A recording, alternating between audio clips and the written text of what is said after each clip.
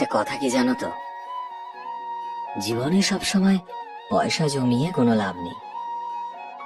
কখনো কখনো bag pack করে ঘুরতে বেরিয়ে পড়ো। নয়তো আজ থেকে কিছু বছর পর যখন বয়সের চাপ বাড়বে, হাঁটুর ব্যথায় শরীর বিষিয়ে উঠবে, তখন ঘুরতে পারবে কি? বন্ধুরা যদি অজুহাত দেয় তবে একাই চলে যাও, কি আছে তাতে?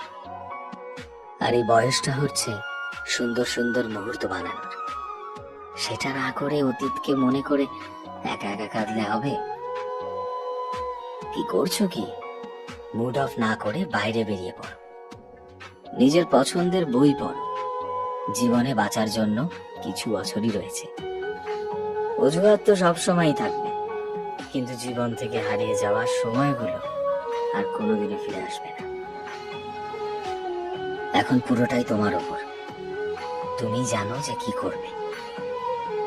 মুহূর্ত বানাতে চাইলে বানিয়ে ফেলো এখনই, যাতে ভবিষ্যতে এটা ভাবতে না হয় যে জীবনে বিশেষ কোনো মুহূর্তই বানাতে পারলাম না।